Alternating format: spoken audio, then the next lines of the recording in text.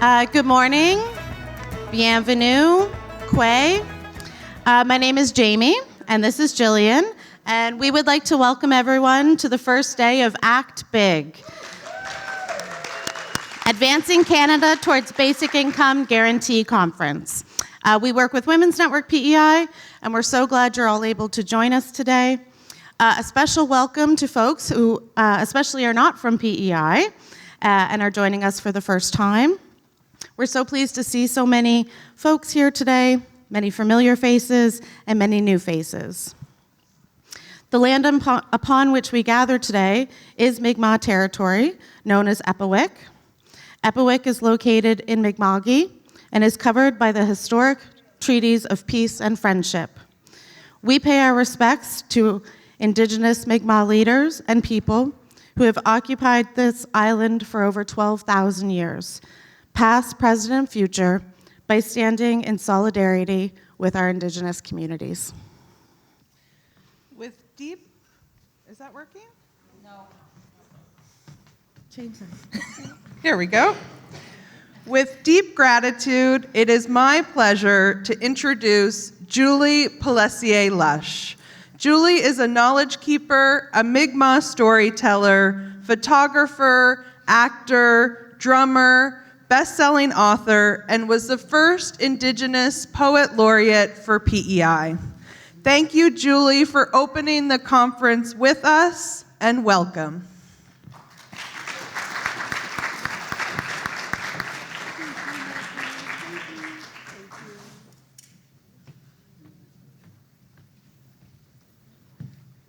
Gway, Jalasi, and Deluisi Julie. Hello, everyone, and welcome. My name is Julie Pellessier-Lush. I'm so honored and humbled to be here today to start things off in a really good way. And I am Mi'kmaq, and I reside in this beautiful, unceded territory known as Mi'kma'ki. And I'd like to welcome you all with peace and friendship. And I think to start things off in a really good way, we're just going to do a virtual smudge through prayer. So Jigaway Niskim, come to me, Creator. Creator, I ask that you be with us all here today to allow our eyes to see the beauty around us every day, to allow our ears to hear the things that we need to hear, to allow our mouths to say the truths that we need to say, to allow our mind to think good thoughts most of the day, and to allow our hearts to know that each and every one of us is loved and our ancestors are there walking with us and being with us and guiding us and protecting us. And please, Creator, be with our children, our young ones, our adults, our elders who might need a little more support at this time. And thank you for allowing us to arrive here safely and allowing us at the end of the day to get home safely as well. Willalan Niskum. Thank you, Creator. Now, I was thinking, the best thing about doing an opening is being able to share just a little bit of knowledge, a little bit of history, a little bit of wisdom. And when I was thinking, I thought, what if we were to share a little bit of a protocol? Now, about 20 years ago, there was a group in Nova Scotia, and they worked in the archives. They were saving different things for prosperity, and they discovered a wax cylinder, which they thought at first, it wasn't very, different than anything else that they had in their archives. But when they found a machine that would play it, they realized there was 26 beautiful old Mi'kmaq chants that had been stored on this wax cylinder. Chants that had not been heard in over 200 years.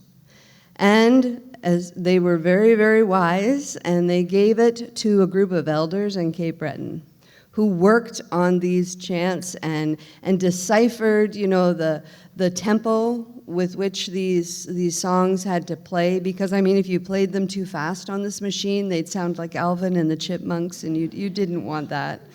And if they played too slow, then it lost all of its nuance. So they finally found the perfect tone, and then became the big undertaking of figuring out what some of this old Mi'kmaq meant. So they spent many, many years doing this. And then about 4 or 5 years ago, we asked one of those elders to come to PEI and to spend a winter with me and my young group and to learn his teachings, get to hear his wisdom, learn the dancing from long, long time ago and the songs. And he spent the whole winter with us. And he shared one of those chants, and he told us what he thought it meant. He thought that this chant was a beautiful Mi'kmaq love song. In his mind's eye, he saw a young, handsome brave sitting in a canoe, paddling around this beautiful island and calling out with this beautiful chant, looking for somebody to spend the rest of his life with. And he said, so when you're singing this, just imagine it's done in this rhythm that allows you to think of the water, and it's also done in like a longing tone, because whoever is singing it is looking for somebody to spend the rest of their life with. And so this is the Mi'kmaq love song.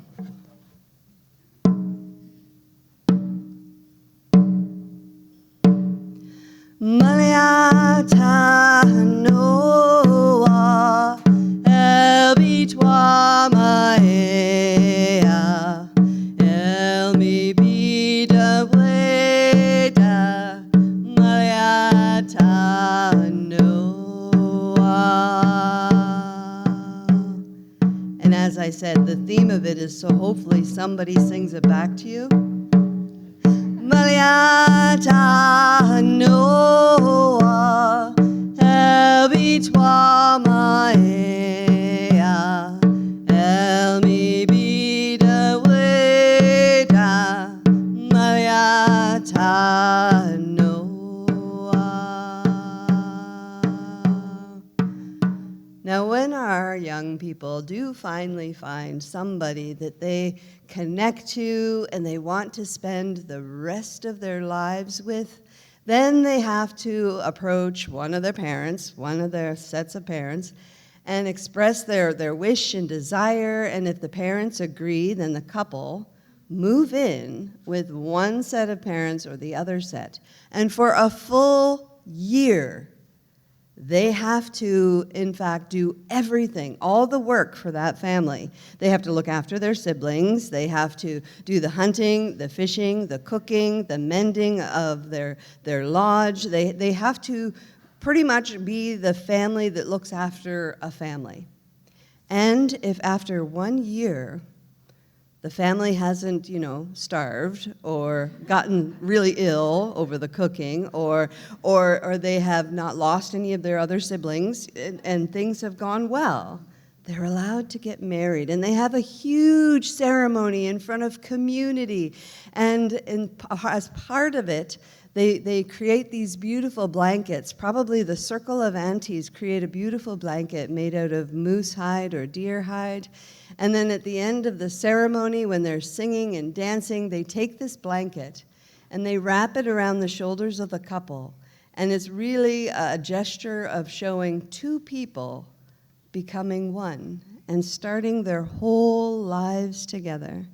And it's such a beautiful way to reconcile, and as well as knowing that because they have survived the year, that they will definitely be able to survive with just the two of them for a short time.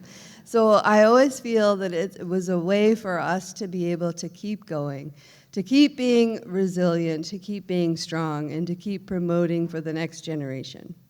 So for all of our wonderful, wonderful women here today, I think that to end this beautiful opening would be a way just to celebrate the women and the men who stand strong behind them and next to them, and all of the things that you are going to learn and experience today. I'm so excited for each and every one of you, and the friendships and the partnerships and the alliances that you are going to make over this event. Here is a song. for all of you.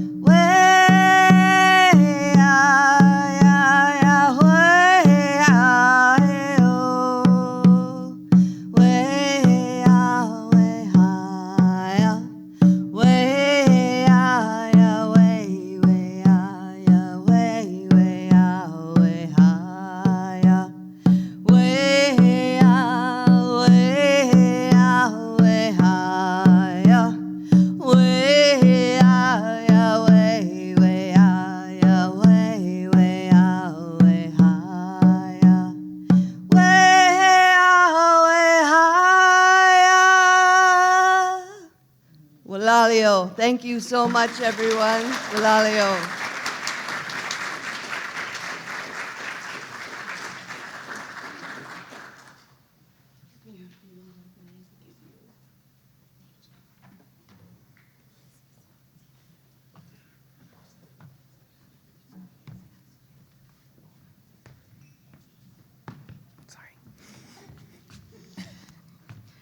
Thank you so much, Julie. We truly appreciate you taking your time and sharing your wisdom with us this morning. And I know Julie always manages to bring tears to my eyes and make my heart skip beats every time I see her. So I so appreciate you being here this morning. Now that our conference has officially been opened, we'd like to share some information with all of you before we jump into our plenary session this morning. So in the lobby, if you haven't already, you'll see that we have an art exhibit, and we are honored to display the works of island musicians, filmmakers, and artists who wanted to share how a guaranteed income has supported their work and their hopes for the future. We encourage you to look at the art exhibit, scan the QR codes on the posters, and find more information. We also have a Community Voices board where you can contribute your own message. We invite everyone to share a short story or a statement about why basic income matters to you. We will also have Women's Network t-shirts for sale, and these can also be found in the lobby. If you have questions at any time, you can find a staff member with a rainbow lanyard or head to the registration desk for guidance. There are gender-neutral washrooms on the lower level below us and gendered washrooms located in the main hallway. And please note that the concurrent sessions happening are all first come, first serve, so no pre-registration required. And if you arrive to a classroom and it's at capacity, you will have to choose another option. We want to say thank you to our conference photographers, Ezra Santana and Andrew Lewis, who will be taking photos throughout the conference. In addition to the conference staff who are wearing the rainbow lanyards, we do have peer support available throughout the day. So if you have any questions or there's something that's come up for you and you'd really like someone to chat with, you can head to the registration desk and they will connect you. A huge thank you to the Bookmark, our local independent bookstore, which is out in the lobby. They have a variety of books that they've brought for sale. Some titles related to BIG and other favorites that were suggested by staff and by speakers of the conference. And we hope that you're able to join us this evening for our public event, Understanding Basic Income Guarantee, Past, Present, and Future. We'll have a mix and mingle starting at 4 o'clock just outside this room, and then the panel discussion will start at 5 here in the theater. And all sessions that take place in the theater specifically will be recorded, and our plan is to share them with you after the conference. We would like to take a moment to acknowledge and thank the planning committee for this conference. While many of the staff at Women's Network have played a role, we want to thank Grace Kempinski, Ezra Santana, and Tanya Craig for their support leading up to today, as well to Jasonique Moss, Bushra Bashir, Robin Graham, Megan Burnside, and Callan Cudmore. Thank you to our volunteers, Debbie Turkoff, Lauren Thompson, Gina Yunker, Randall Dugood, Rachel Crowder, Lindsay Charlton, and Michelle J. Also, a special and huge shout out to Hillary Wood and Jill Olskamp.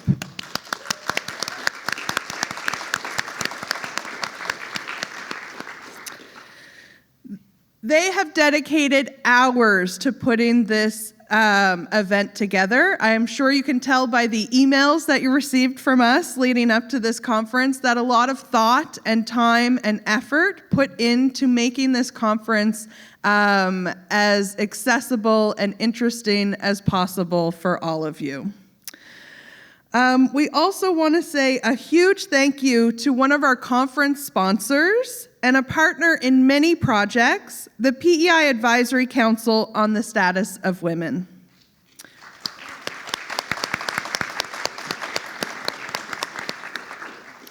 We also want to thank the PEI Working Group for a Livable Income, who has been leading the work related to basic income in PEI for over 20 years. Woo!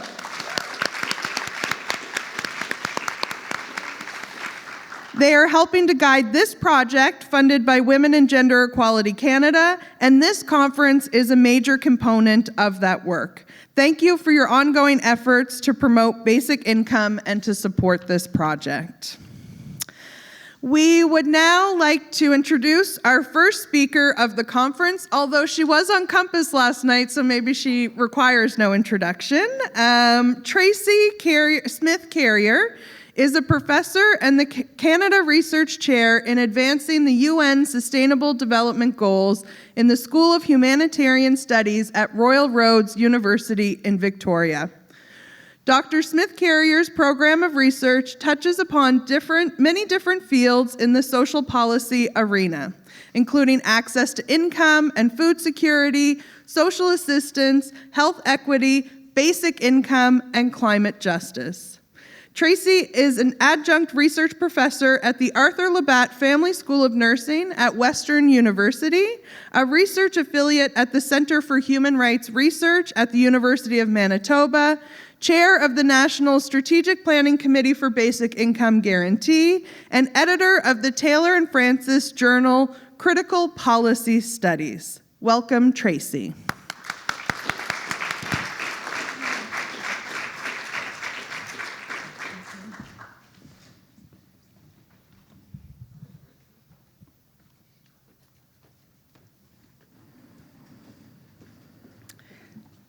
Perfect. Thank you. Thank you. So I'm very grateful. Okay to do that? Okay, yes. Grateful to the Lekwungen-speaking peoples, the Esquimalt and Songhees nations on whose unceded lands I live, work, and play. Today, I also acknowledge the Mi'kmaq peoples as the original inhabitants and caretakers of the land on which we presently stand, or sit, as the case may be. In terms of my positionality, I am of mixed European ancestry and Acadian. So Carrier is my last name, but my grandmother always called us Couriers, from Dalhousie, New Brunswick. I grew up in poverty and in social housing in Toronto with my sister and my single mom. I am a critical feminist in terms of the way I see the world. I recognize that oppression, inequality, and impoverishment are in society are reproduced in systems, structures, and social relations. So I seek to illuminate, challenge, and resist asymmetrical power relations and I gravitate towards more critical and interpretive policy studies. So essentially, I use whatever analytic tool will help us advance social justice and human rights aims. So what I'm presenting today is not a statistical study on big costs or savings, but rather observations on an economic case to advance basic income in relation to mental health, presented with key moral and human rights arguments. So I think it's always a good idea to talk about what is a basic income guarantee, given that there are so many different approaches to UBI and basic income. What we're talking about here is a BIG, so a guaranteed income that's a regular and reliable payment made from the government to individuals. It provides an income floor beneath which no one should fall, and it uses the tax system so that there's no stigma in its receipt. No one knows who's getting it and who is not. The principles of a BIG, I'm noticing what it looks like on my screen, on yours, a bit different, but so apologies for that. The principles of a basic income should be that it's adequate, it's enough money to live on, so should at least meet a poverty line, like the market basket measure, which is our official poverty line in Canada. It provides autonomy, so offers people more choices, dignity, there's no stigma attached, equality of opportunity, offers opportunities for everyone. It's non-conditional, so there are no strings attached, and universality of access. This is a key one. It's not everybody gets it, but anybody who needs it gets it. So this is where we differ from the folks in the United States and others who suggest a UBI model where everybody gets the same flat rate amount. Here in Canada, we tend to advocate more for a income supplement model. So essentially only people who need it would get it. So, in terms of setting up the context, we know that poverty is on the rise. I mean, not surprising given the cost of living crisis. We, of course, have data that's always a few years back. So, looking at 2022, we know that 5% of Canadians are living in deep income poverty, so having an income that's below 75% of the poverty line, the market basket measure. This is up from 3.6% in 2021. So it's a substantial jump in deep poverty. We know, too, that racialized groups tend to be most affected. This is from Campaign 2000 in 2024, and you can see the groups in Toronto specifically, for example, that are experiencing poverty. And we know that charitable programs, which are often used to address issues of income and food security, won't cut it. Most of them are beyond capacity now.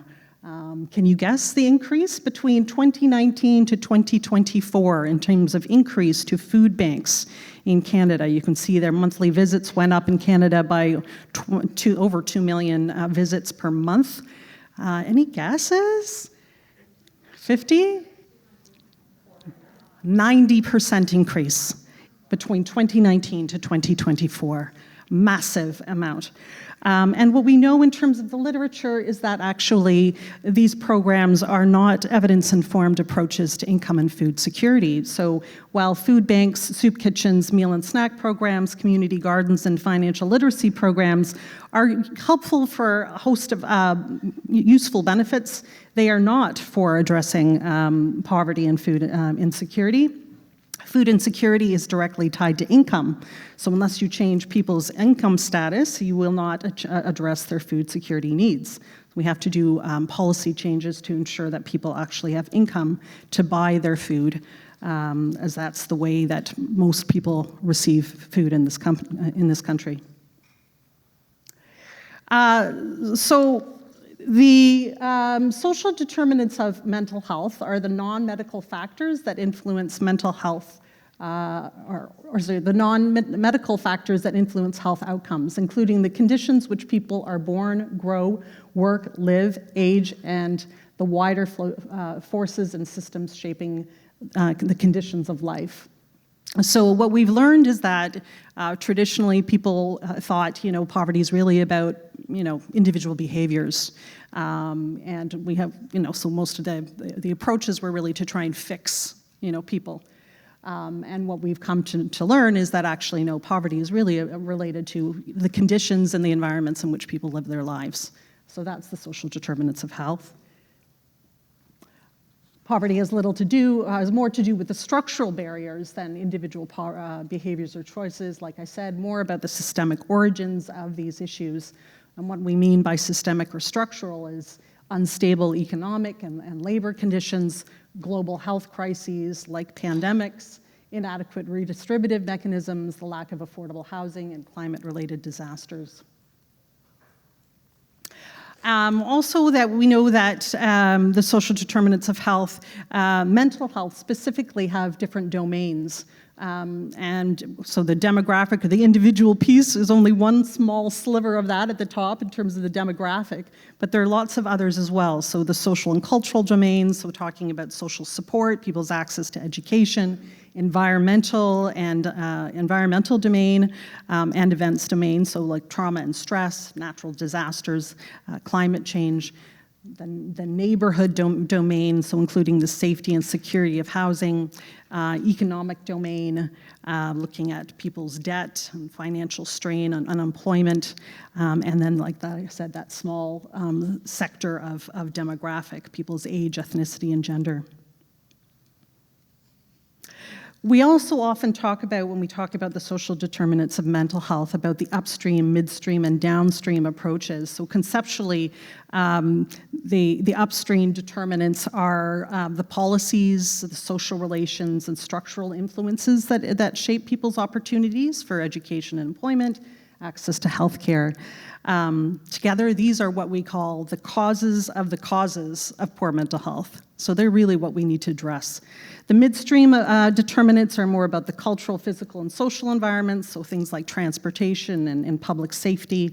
And the downstream determinants are really about addressing hereditary dispositions and risk factors. So we usually address these through pharmacological treatments or counseling, that kind of thing. The focus has often been about the downstream approach, but really we need to be working upstream. I think my slide is a little bit different here. So today we're talking about three different arguments: the moral, human rights, and economic arguments. The strengths of the economic case is that in the era of the neoliberal era of mass commodification, we're commodifying everything, people and planet. Money talks, right? So the strength of an economic case is that we can highlight that a problem actually exists, we can measure it, we can talk about it, we can establish the rationale for policy interventions, actually contribute to evidence-informed policymaking, provide some research and information on returns of investment in health and social spending. And also, because in the policy literature, there has been a growth in the scientization and expertization of political advice. So we like our experts, and we like to have solid evidence and research. That has meant that economic knowledge has basically been privileged. So economic knowledge has become to be perceived as a legitimate source of arguments about all kinds of policy problems, and indeed as a more legitimate source of argument than other forms of knowledge. So obviously there's good and there's bad to having that form of knowledge, economic knowledge, privileged above all else, but it does seem to be the language for a lot of policymakers. So some of the challenges and limitations of the economic case, and this is something that I think is really important to note, is that we have very limited access to data. A lot of the data, as we notice, is pretty dated. Very, very difficult task to find transparent budgetary figures.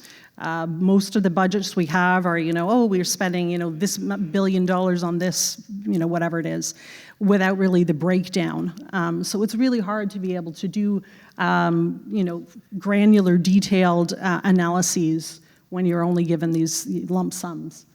And a lot of the research and information that we have is quite dated.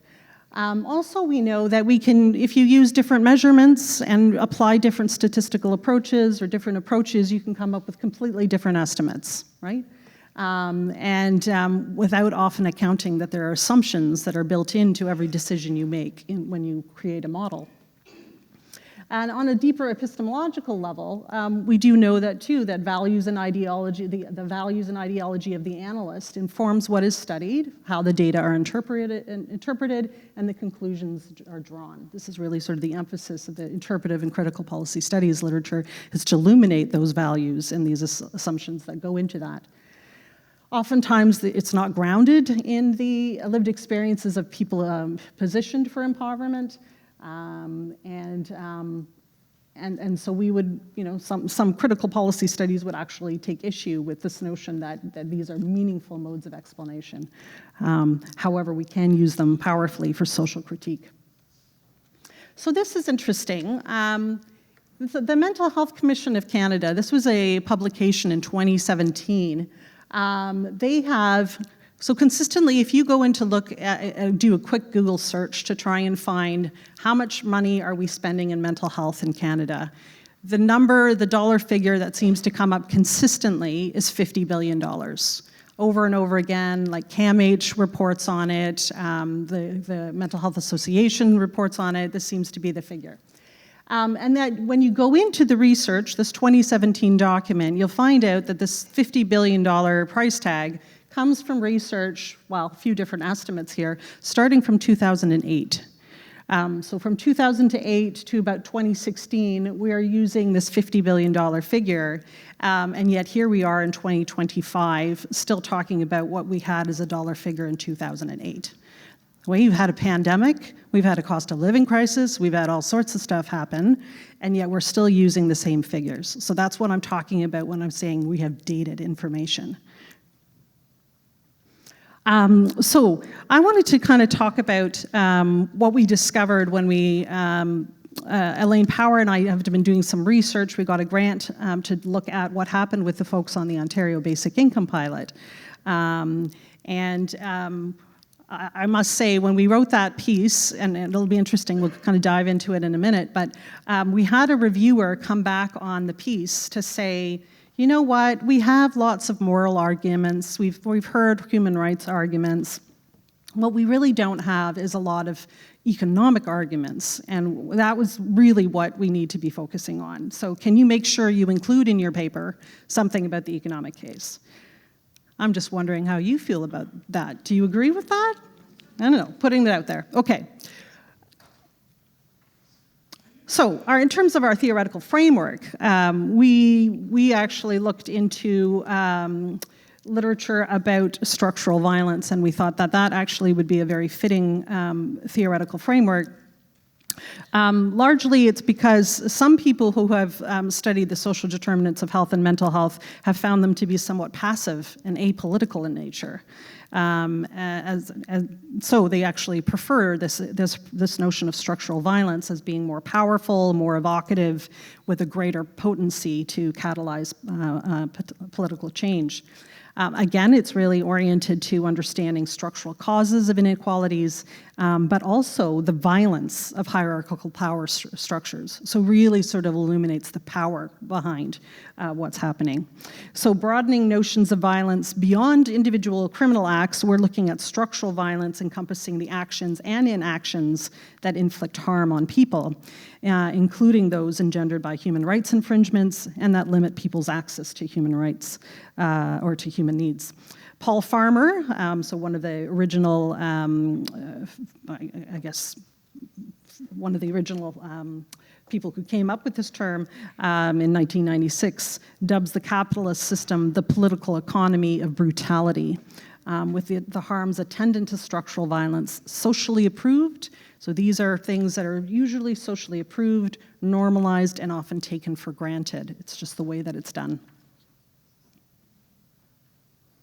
So, in terms of the Ontario Basic Income Pilot, it's kind of important to note that from the get-go that people were not so thrilled about the notion of going on the pilot, largely because, well, it didn't help that these mail-outs came in these very, very dense legalese forms. They did a recruitment using mailouts, so they sent it out to 37,000 potential candidates. What they found to be long, legal, and impenetrable, not accessible documents.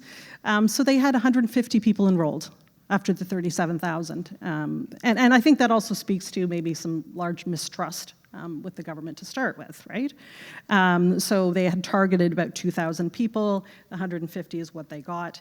So round two, they went and recruited through community agencies. And so community agencies were basically asked to help support the recruitment to basically get the sample size.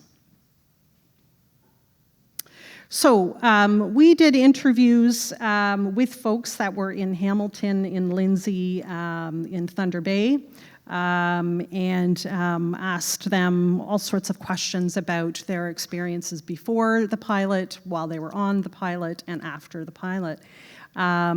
What we found was quite interesting. So while a lot of the mental health literature talks about the effects being sort of long-term, what we found was actually fairly quick. In relatively short order, people's lives were dramatically changing. First is because that they actually had access to educational and employment opportunities. So you see here, many had plans to pursue higher education, start a business, explore new employment opportunities. Sean talks about the fact that on basic income, I was able to set my goals higher. I was trying to go to university and was saving money for that. We heard that a lot about people saying that they put tuition towards going to an educational program to be able to explore new opportunities. Another thing was that people were able to change their housing situation. So some folks that were in very unsuitable housing arrangements were able to find alternatives.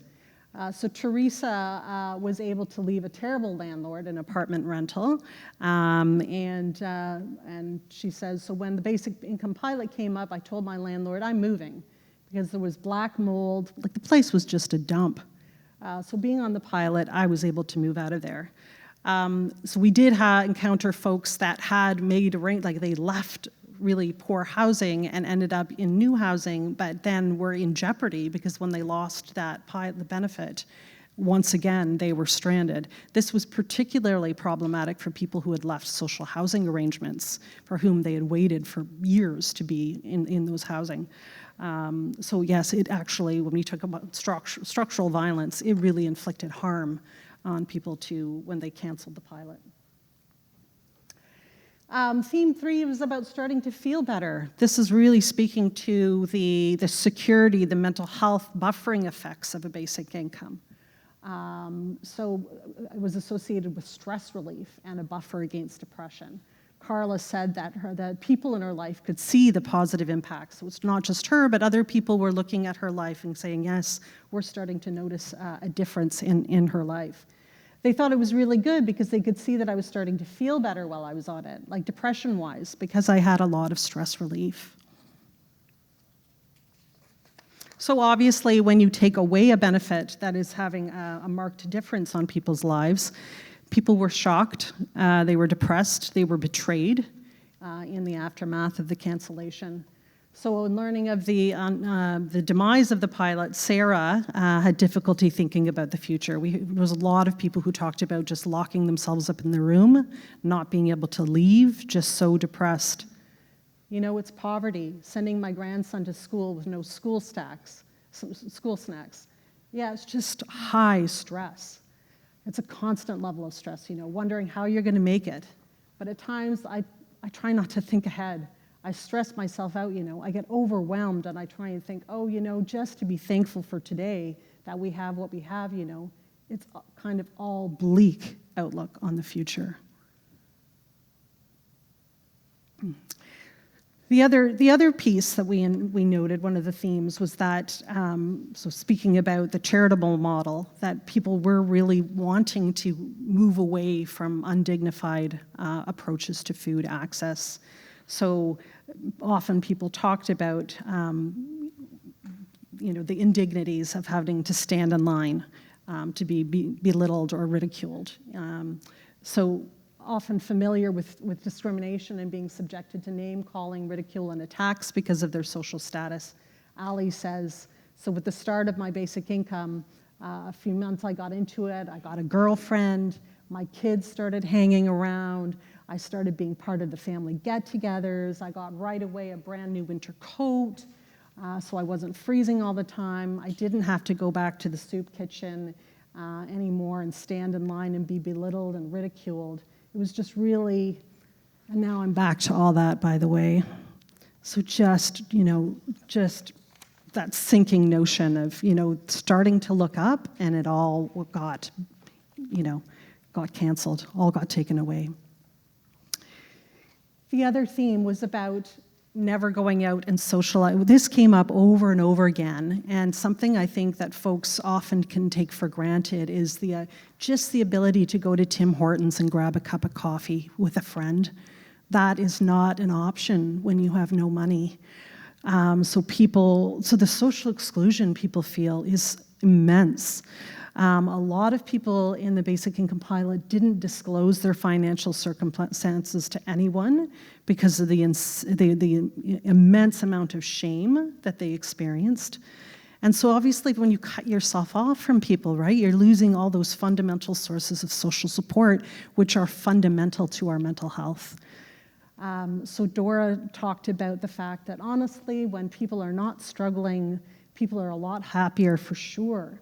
Being closed behind four walls because you can't go anywhere, because you don't have the money to go anywhere. I don't think they realize they're creating mental health issues for people by doing this, because it's not healthy. You need to be able to get out and socialize. You need to be part of society and life.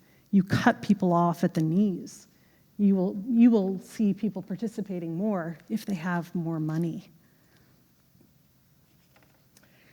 And the other piece was also talking about the food security piece, and this was something a lot of people discussed, was having a little bit more money. And recall too that the Ontario Basic Income Pilot was not offered at the poverty line. It was offered at 75%. So even still not at the poverty line, but a little bit more money allowed people to leave behind crappy foods. To be able to buy some, more vegetables and fruit and meat and dairy, which you just can't even get at a lot of food banks. So participants were able to buy healthier food, and of course that all stopped once the pilot was canceled. So Carla says, knowing that I was able to buy the food that I needed for my family's health, it was just devastating to me. It was hard to put into words. When I heard that they were going to cancel it, I cried. Because what I had seen with my own family, the improvements that were being made, is just heartbreaking. But we know, too, that the causal link is clear. A loss of income causes mental health. So money not only helps people meet their material needs, but it also alleviates their worry. Poor mental health is therefore a direct and immediate consequence of poverty. What this means then is that, let me go back a second, that not only people in poverty are experiencing this, right? We tend to think of basic income as strictly about thinking about people in poverty. And what the next few slides will indicate is that no, actually, even if people never receive a basic income, they can benefit from it.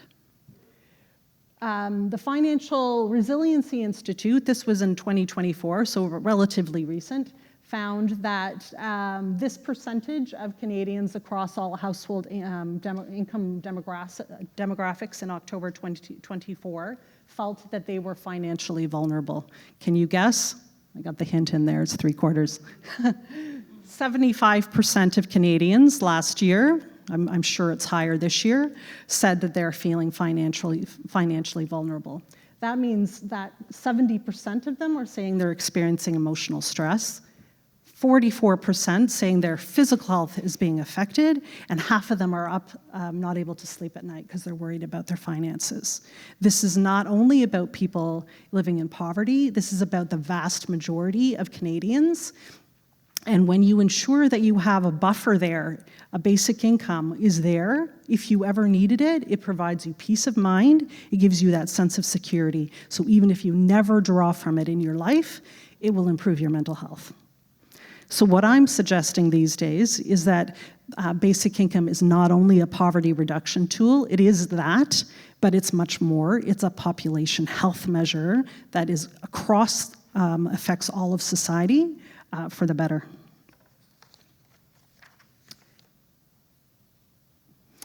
We can also learn from the homelessness literature that it's actually a lot cheaper to deal with some of these social problems head on. We know that it's far cheaper to give people a home than it is to maintain a system of homelessness. Institutionalizing people is very expensive, right? If you put them into hospitals, if you put them into psychiatric facilities, detention centers, jails, those are very, very expensive to operate. And you can see a fraction of the costs related to private market rent, social housing. If we just gave people homes, we would be doing, so the economic case is definitely there, that it's far cheaper than maintaining system of homelessness. We can say the same thing about poverty. It's a lot more expensive to be dealing with the consequences of poverty than to deal with it head on. And we also know that the economic case in terms of eradicating particularly deep poverty is transformative. We know that the top 1% accessing medical services are those in the lowest income quintile. So if we eliminated deep poverty, we would be making significant improvements. 1 out of 5 have been diagnosed with a serious mental illness and addiction. In BC, there was research indicating that they were paying about $55,000 a year, addressing the health and mental health care costs for those who are absolutely homeless in BC. But take a look at these dates, right? I started it for you. 2011, we're talking about really dated studies, right? Those numbers are way off. And we also know that less than 10% of Canadians live below the poverty line. Again, this is from Hugh Siegel in 2011, but almost 100% of the prison inmates come from that 10%. We're drawing almost exclusively from low income in our penal systems. We also know that the current approach to poverty is not only produces an ineffective system, but it actually engenders poverty, right? And all of the problems that come with it. So it's an expensive system. Dated again, but roughly $27 to $33 billion in Ontario, looking at the social private costs. The Ontario Association of Food Banks estimated anywhere between 72 to 86 billion annually for Canada. Again, dated information. But interestingly enough, we do spend a lot of money on trying to address poverty. There's a lot of money in the system trying to address poverty. I find this an interesting one from Munger in 2015, talking about in 2011, they had 50 different poverty programs that were running in the United States. Lots of money, $500 billion being spent trying to address poverty in the US. If they had pooled all that money together and just gave it away as a basic income, they would have made sure that every single American was above the poverty line. So it was about how the money was being spent, not whether or not we had the money, right? And I think the exact same thing is happening here. We have lots of money in the system. We need to funnel it better and ensure that it is actually meeting people's needs. So, as I mentioned, the mental health case. So the Canadian Mental Health Association draws our attention to this $50 billion price tag, which actually is a fraction, because when you add on substance use, it adds on another $46 billion. So we're actually talking $96 billion. But this, again, is from data from 2008, 2011. We do know that by the time Canadians reach age 40, half of them will either have or have had a mental illness. So this is a pervasive issue. And actually, as you get older, the more likelihood that you are going to experience a mental illness. And we have an aging demographic, so we're more likely to have people experiencing mental health issues. When they did these projections, this was this article that came out in 2016 looking at those really dated figures. They were projecting that by the time we got to 2041, the costs annually would be about $291 billion. And when you look at the cumulative over 30 years, direct costs alone, we're talking $2.5 trillion specifically on mental health. Like, the costs are astronomical, right? And yet, if we just were to invest in mental health, $1 of mental health spending gives us back $4 to $10 in the economy. So we're talking about a solid economic case that if we actually do good prevention and not just treatment, because the focus has been treatment, but prevention, that we could be saving ourselves a whole lot of money. And that's only for the economy. Well, we should be talking about the savings to the public purse, right? Because when you don't address mental health, the cost of social services, the cost of income supports goes up, right? All of those pieces is going to get a lot more expensive to actually try and provide care for folks after the fact. We also know from looking at social return on investment studies, this was done by Finley et al. In 2023, very conservative estimates that were used here, but even with very conservative estimates, we still see value in terms of returns on investment when you look at sort of addressing these things head on. There is lots of literature now suggesting that cash transfer programs, like a basic income guarantee, are very effective. And particularly if you are providing it for families, because we know that 70% of mental illnesses have their onset during childhood and adolescence. So if you're able to provide that buffer and that sense of security for kids, before they grow up, that you will actually be limiting their exposure to the risk factors of mental health. And we can see that, right? Young people seem to be far more interested in basic income these days, right? There seems to be an awareness out there, right? They're looking at a future of climate change. They're looking at what's happening south of the border. They're looking at a world being transformed by AI. And these are folks who are now looking at a labor market of just gig contract contingent labor. They recognize the need that we need to have a buffer for people in the future. And we said, as I mentioned earlier, the participants on the Ontario Basic Income Pilot saw changes really, really quite quickly, right? So rather than this, sort of these spillover effects that could happen down the road, these were impacts that were happening right away. And one of the tricky things we know is, while we can maybe estimate some of the direct costs, what are we spending in healthcare dollars and hospitalizations and those kind of very direct health and social costs, but all the spillover, the more diffuse variables to measure, we have a hard time estimating. We know that it will be a substantial impact in these areas, but it's really hard to disentangle them, right? They're kind of confounding variables that are at play.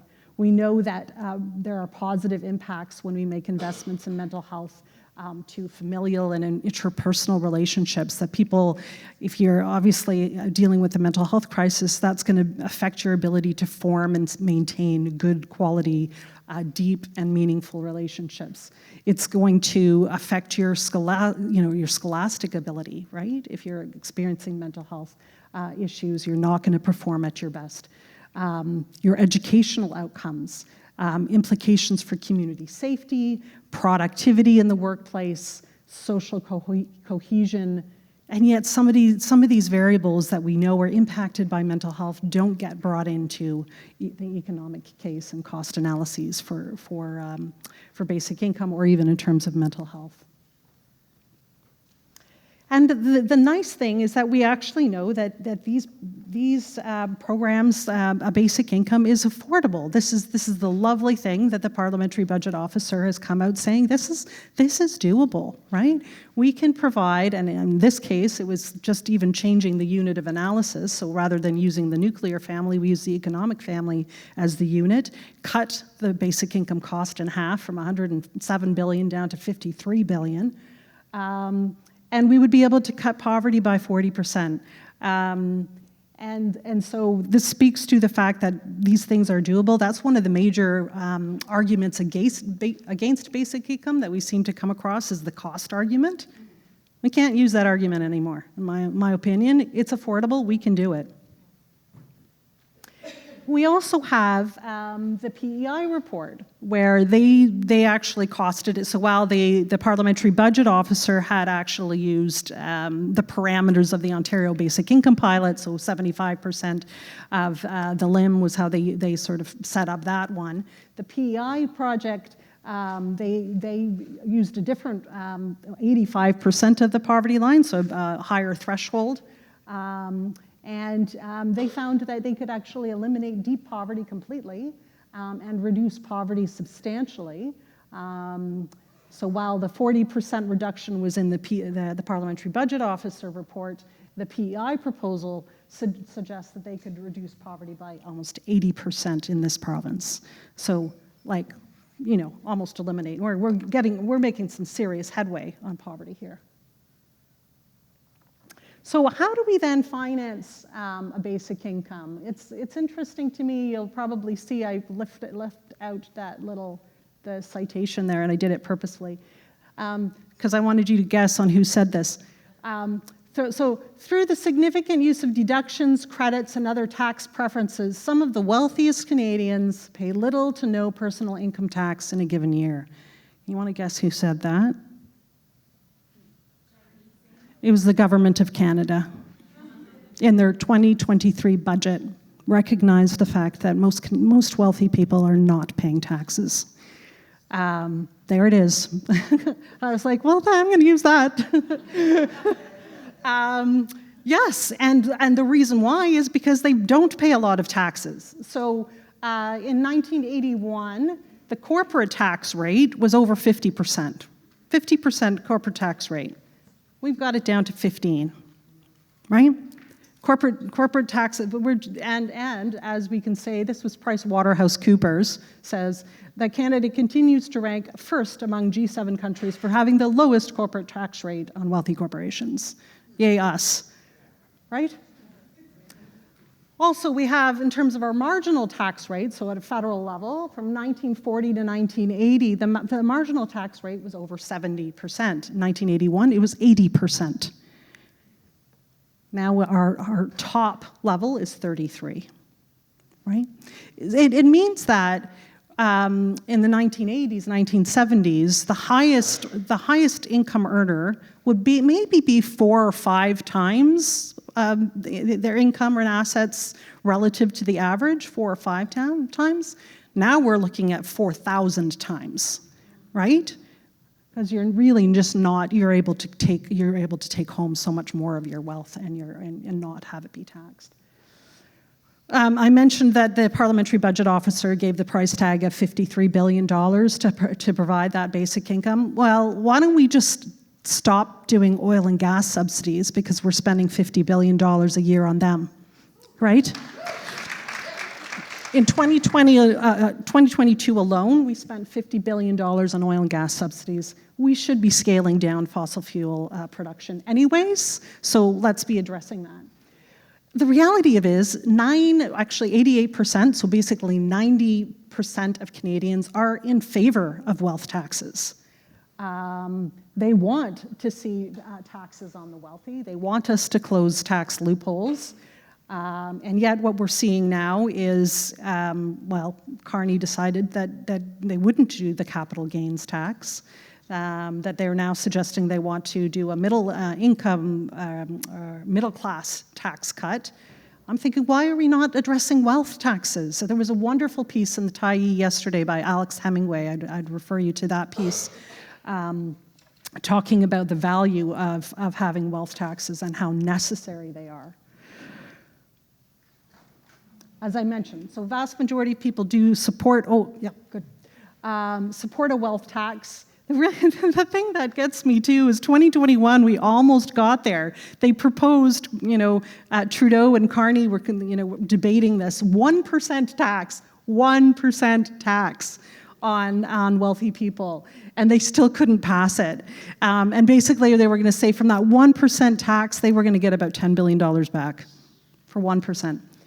And so actually this is Alex Hemingway's work, talks about the fact that if you have a 1% tax on people that have $10 million worth of wealth, sort of a staggered approach, so 2% on folks that have over 50 million, and then 3% on like people with over $100 million, that you'd basically be able to raise $32 billion in the first year, and then accumulate over 10 years about $409 billion worth.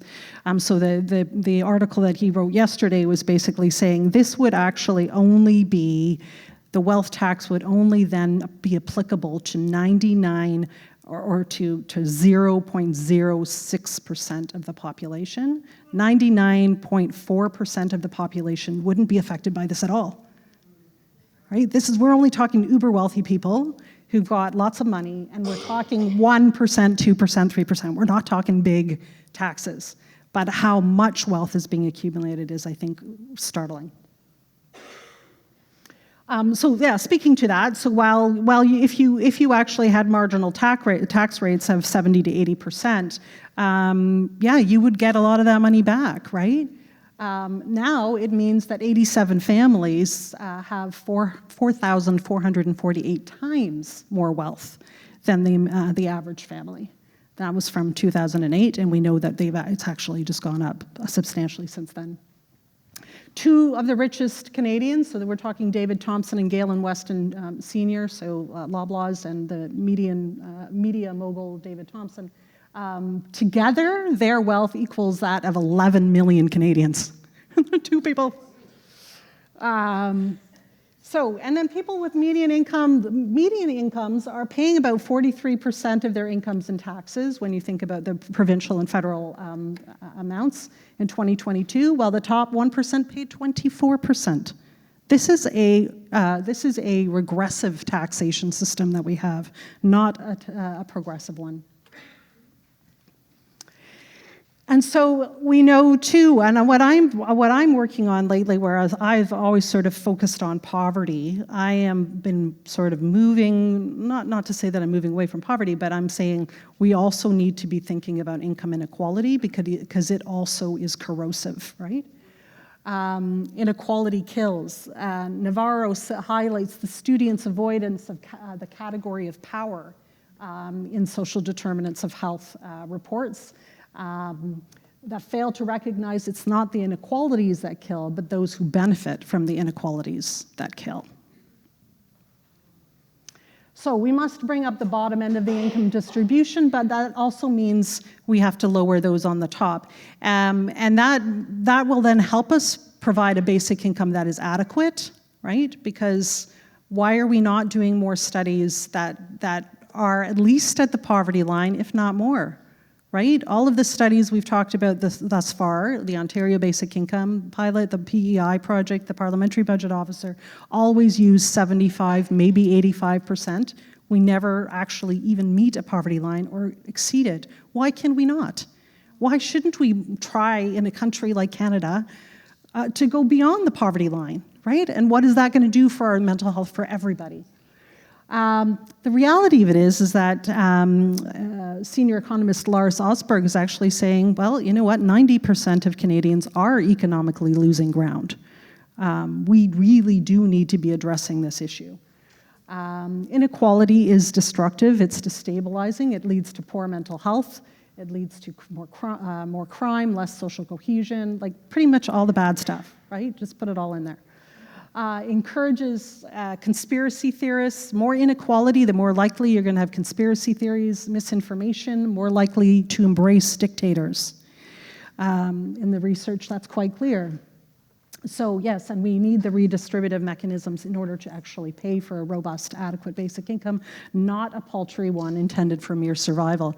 There are some folks in the World Economic Forum and broader that are advocating for a basic income, a UBI, but in my mind, it's a very dystopian vision. It's just to keep the economy going, mere pittance of survival approach to basic income, because we do need workers to keep this thing going. But it's not based on a vision of adequacy, of thriving as opposed to mere survival. All right, so mentioned already that many of these studies are dated. A lot of studies apply the UBI model, not the basic income guarantee model, so we need more research on that. It's hard to measure all of the variables, too. We mentioned some of the spillover or indirect effects of mental health as being a problem and difficult to disentangle. But also, like, how do we even measure things like dignity, right? Like, how do you put that into a model? Studies, often too, modeling behavioral impacts are predicated on individual explanations of poverty. So when we talk about work incentives, the research is quite clear that people don't drop out of the workforce when they get a basic income, and yet a lot of our economic models continue to use the labor disincentive argument as a key argument. So it's based on faulty assumptions. Overly conservative estimates that make it difficult to suggest that big is actually transformative, so missing those elusive multiplier effects, which tend to underestimate its potential. And in a lot of these economic cases, we tend to lose the focus on structural violence, on power, on justice, on rights, and income inequality. And we need to center those more in the economic case for big. So when I'm thinking about the future of studying poverty and income inequality, I'm thinking about these are some areas that I've noticed that have very little research or completely absent in the literature. The cost of maintaining the system, right? Those financial burdens that are accumulating over time, we know that are increasing exponentially in cases like mental health. Studies that actually look at the financing of big through reducing income inequality through wealth taxation and progressive taxation. Studies that consider the cost of supporting poverty-like charities, because that, like I mentioned, we're probably spending a lot on charity that could actually be addressing people directly if it went through a basic income. The costs and benefits, or I would say the drawbacks of maintaining ineffective systems like income, social assistance, or welfare programming, and then comparative economic studies. What the cost of big relative to the cost of military spending or tax cuts for the wealthy. I mentioned already analyses that look at big at or above poverty line thresholds. And then studies on enhancing or transforming or expanding the eligibility of existing tax benefits to make them fully into an adequate basic income. So things like the Canada Child Benefit that were changed from a UBI model. It was a universal flat rate model, and it was changed to an income tested model. If we really made that adequate, what would that look like? Even if the costs, however, exceeded the savings, which I don't think they ever would, big is also the right thing to do. This is where the strengths of moral arguments then come into play. These recognize justice, fairness, decency, and equality. And what we know is that it was actually moral arguments, not economic arguments, that made transformative social shifts and changes in our history. The abolition of slavery, the suffrage movement, the civil rights movement, the 2S LGBTQIA rights movement, climate environmental movement are often drawing from moral arguments. So it is definitely part of our history. We ask, what does it mean when the goalpost on ending poverty is to ensure that people around the world live on $2.15 a day, when in 2022 the world's 10 richest men raked in $15,000 a second? That's $103 billion a day. Translating into the creation of a new billionaire every 26 hours since the pandemic began. We are massively creating a billionaire regime out here. So why is there little outrage, moral outrage, about the suffering of people recurrently subjected to poverty? Bittner considered this as an astonishing phenomenon regarding world hunger, that morality has not managed to lead affluent people to turn things around. Okay. Neoliberalism is so ingrained, it's so commonsensical, that this deservingness paradigm that we want to classify who's deserving of assistance is so deeply entrenched, it skews our moral sensibilities. So attribution matters.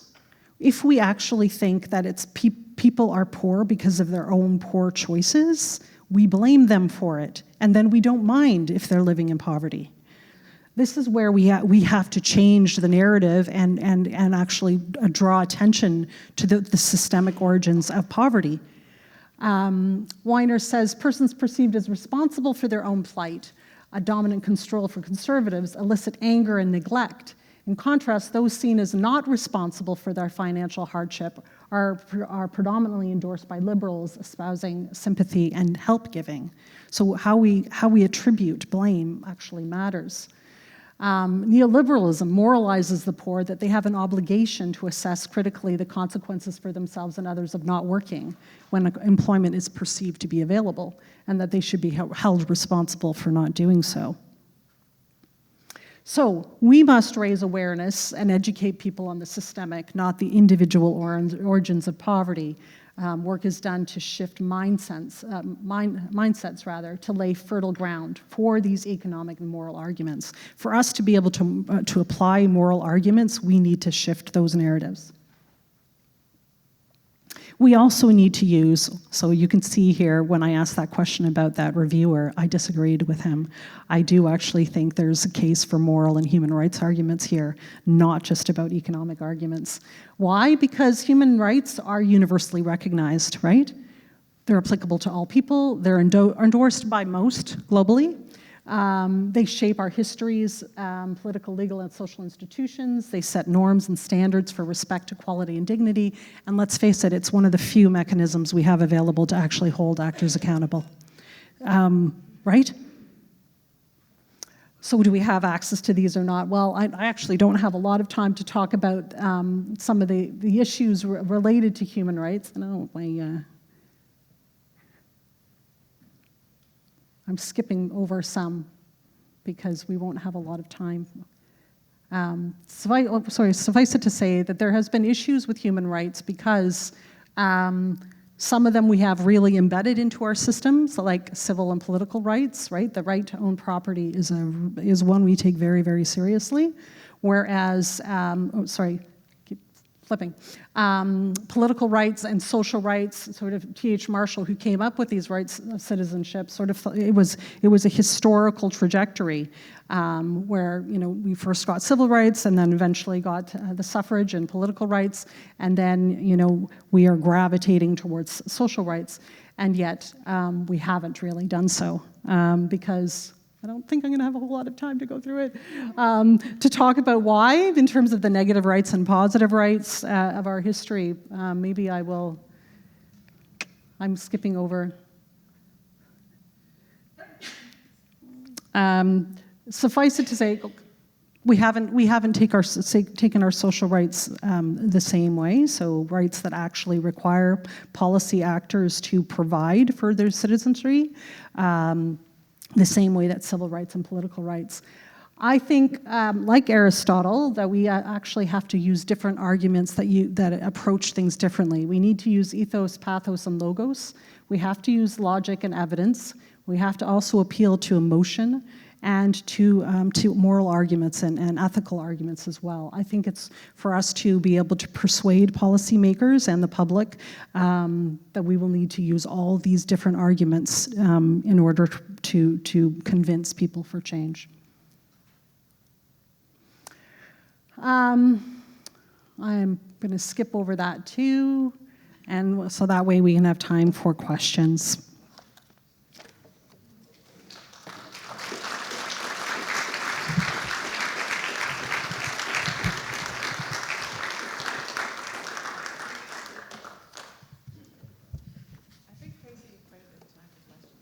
Oh, do we? I have more colors to go through.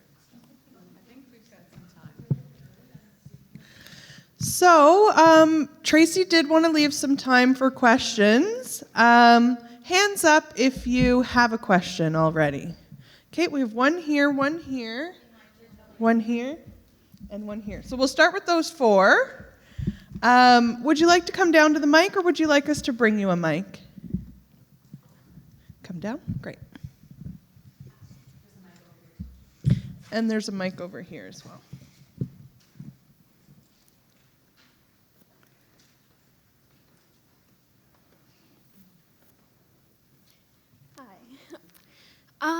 So looking at the extreme gender nature of poverty within single parent households, it's about 385,000 female-led single parent households to 40,000 males single parent-led households.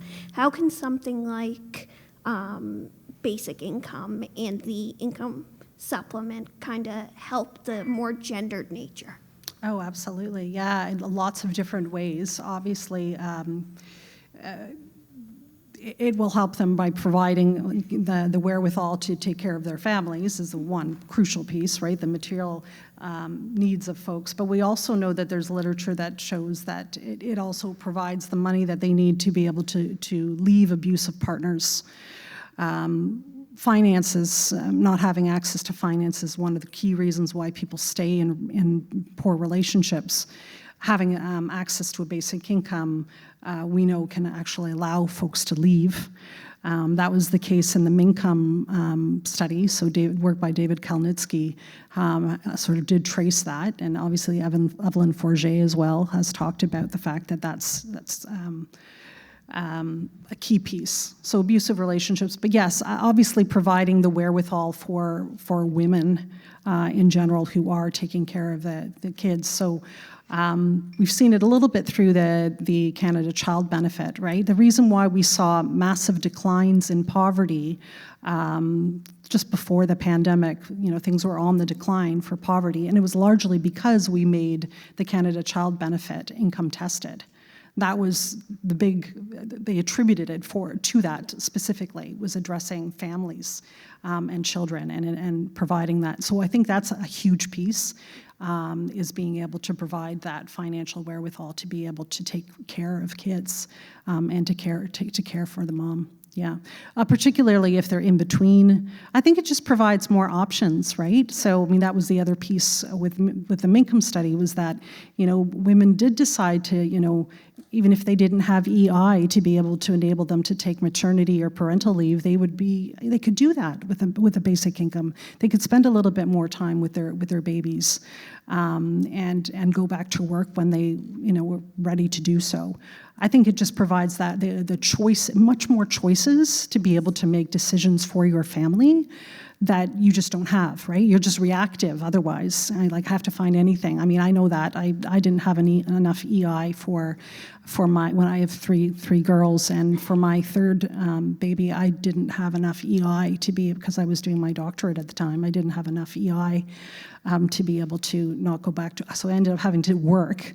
And of course, she was the one that was born with the heart defect, so I was in the hospital, caring with two kids and a kid in the hospital with a heart defect while working. It was just crappy. And I just thought to myself, man, if I had a basic income, I wouldn't be in this mess, right? So yeah, I think choice is huge, but also, yeah, just being able to actually care for and not being stressed out of your mind, trying to make sure you have the money to be able to do it. Thank you. Yeah. Thanks for the question. And next, right here, and then I think it was Carrie. Yeah.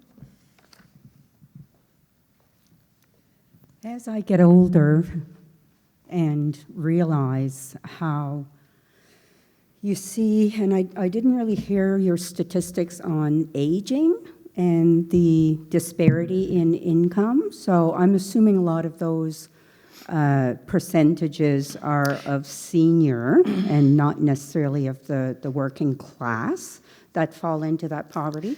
I do a lot of voluntary income tax, and I see the poor of the poor who survive on like 10, 12, 15,000 a year. Yeah. Yeah. And it is, and as I get older, I fear that if my husband was to pass, Yeah. what the heck am How I going would to you- do? And Yeah. that's where, I mean, I'm still on the young end of being a senior citizen, if you will. Yeah. But I look at it and I think, what would I do? Yeah, that's a great question.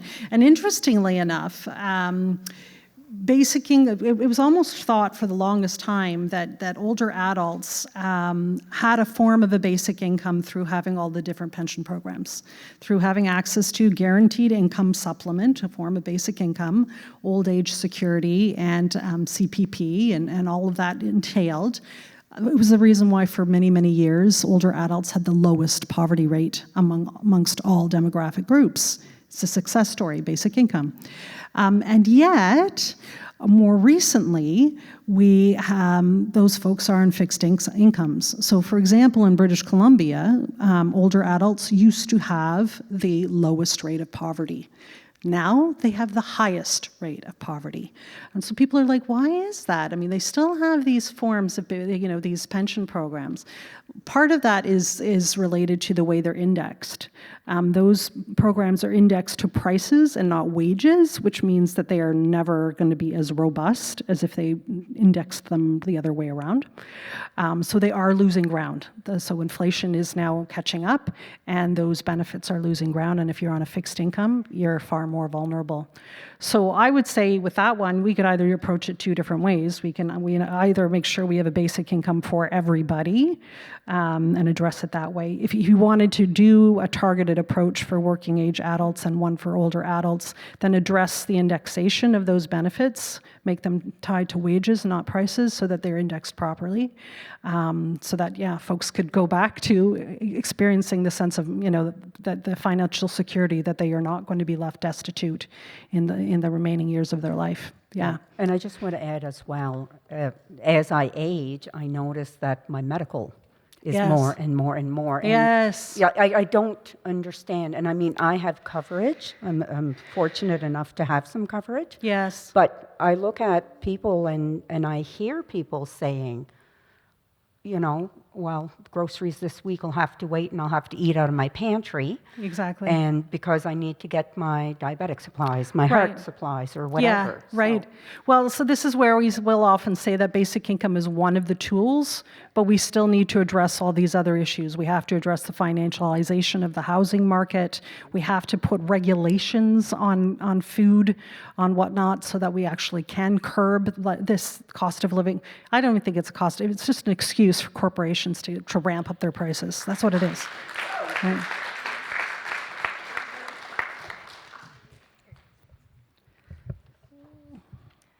That's funny, your last comment ties into my question. It's a bit of a question, bit of a commentary on corporate greed. Yeah. So typically, as wages increase or people have more income, we do see corporate greed kick in and prices increase. And I just wanted to hear your opinion and your commentary on if we were to have a basic income guarantee across Canada, how do you see that reflecting in inflation? I think that the corporations are very clever in trying to make, they do, we can see that throughout history, right? They will try and make excuses, which I mean, I'm doing a study right now looking at the cost of living crisis and going back to the Hansard documents to get a sense for what Trudeau was talking about when he was, thinking about the cost of living crisis. And it was all about external factors, right? He was saying, oh, it's about the war in Ukraine. It's like, oh, it's the supply chain has been disrupted. I mean, it's all external factors. And yet there was nothing that actually took responsibility to say, no, we just kind of allowed it to happen. We allowed grocery stores to, we couldn't even get them to sign on that stupid charter, the grocery court charter that said, oh, maybe we'll be good. Like if you can't even get on it, sign that. Like, what does that say, right? And so many other, and I had gone to the UK like a couple of years ago, or just 2 years ago, and I went into the grocery store. I'm like, why is it so affordable to buy a little thing of fruit? Like, if I was to buy this in Canada, this would be 4 times the price. I'm like, because they regulate it, right? So yes, they're going to do all they can to get out of it. We've already seen that with Galen Weston not being able to sign that stupid charter, the grocery charter. But this is where I say we need leadership. We need actual leaders who are courageous and bold and actually care about the public as opposed to the corporate leaders. And I think that actually will be a social movement to have to actually hold government accountable. I wanted to talk about that in terms of the human rights, but we've had real difficulties making human rights stick in this country. The courts don't think of them as human rights that you can actually hold government accountable to. They think that they're policy issues, and it should be the policymakers that make those determinations, and not the courts. They don't actually even call them. They call them non-justiciable. They're not subject to the courts. Not, you know. So even a couple of years ago, I thought to myself, I'm going to do a master's in legal studies at Western University, and I wanted to find somebody who could work with me on human rights. And they're all like, they laughed in my face. They're like, social rights are not a thing. You're not going to find anybody here. So anyway, so that's where I'm like, you know, well, we also, you know, there is some great work, some indigenous communities and very young climate activists that are making headway on this, which I'm following with great interest, because I think that if we can make some changes there, that will then open up the precedent for others as well. And certainly the Europeans are far more advanced on that. The Netherlands was actually able to hold the government of the Dutch government responsible for its GHG emissions, and they actually were able to sue Shell and tell them they had to be. So there's international precedent so that things are changing, which I think is fantastic. Wonderful. Thank you, Carrie, for your question, and Tracy again for your answer. We have time for one last question. So, Hello.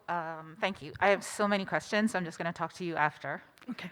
Before I ask my question, though, I feel this kind of was hanging for me, and I'm wondering if it's hanging for anybody else in the room. So I just wanted to say it out loud to kind of honor the structural violence of the experience. Yeah. Is I do not know how any ethics board approved a study that I don't know because I wasn't there, but the seemingly misunderstanding of the participants that this would end and the destruction that caused. I hope we never do another pilot like that again. It's just a comment I wanted to make.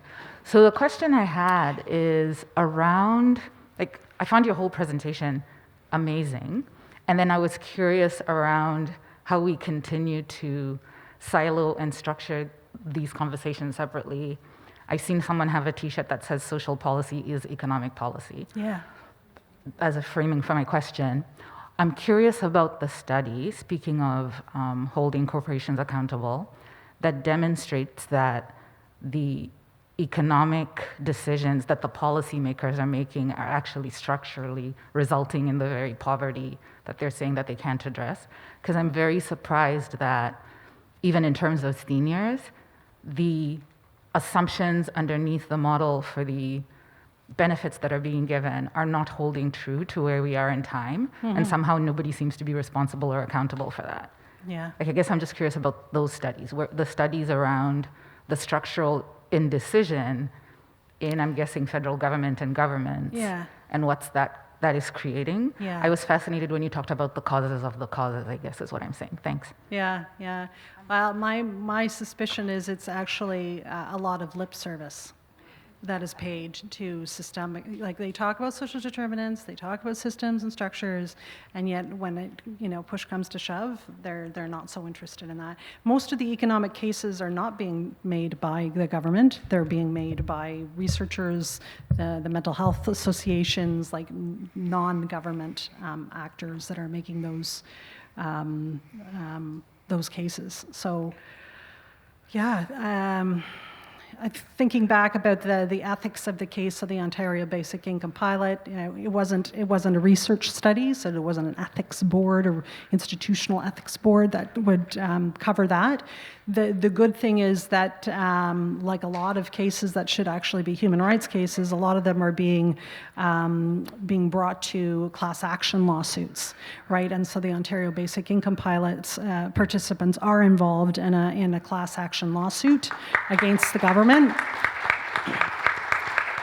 for breach of contract. And we're unsuccessful on first round, so now are in appeal and are making some headway in the appeal process. So yeah, this is the other pieces. Yeah, these governments do these. I am not actually that interested in pilot projects anymore. I'm far more interested in demonstration projects, ones that are actually like, how do we demonstrate how it can be how we can unroll this in a particular, like in PI, how do we unroll it here so that we can scale it broader? I'm fully in support of that, but another pilot for the sake of a pilot, we don't need it. We have tons of evidence to show that this is effective. We don't need it. What we need are, unless again, it's helpful for moving us forward to be able to say, yeah, this is how we can roll it out. I think that's where we need to go. So. Awesome.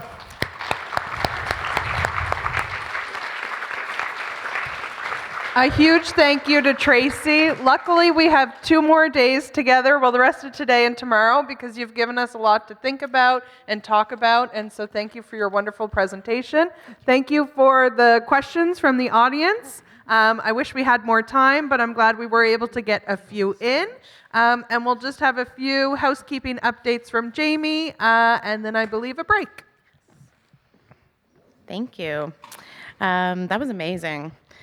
So as Jillian mentioned, we will now take a break. It's going to happen in the lobby, and then the concurrent sessions will start at 11, and they will start at 11, so please try to be in your room in advance to get yourself settled. Lunch will happen at 12:15. It's in the cafeteria, so out to the registration and down, and they'll be able to guide you. And then the afternoon concurrent sessions will happen at 1:30. They will wrap up at 2:45. And so in this space between 3 and 3:30, we do have an optional movement component happening with Ushan Studios here from Charlottetown. So no skills required, dress doesn't matter. If you want to take the opportunity to kind of energize yourself, move your body at your pace, please join us from 3 to 3:30 in this space. And as we mentioned earlier this evening, our event, Understanding Basic Income Guarantee, Past, Present, and Future, will start with a mix and mingle at 4 o'clock. So I hope you have a fabulous day. And like I said, if you have any questions, staff with the Rainbow Lanyard. Take care.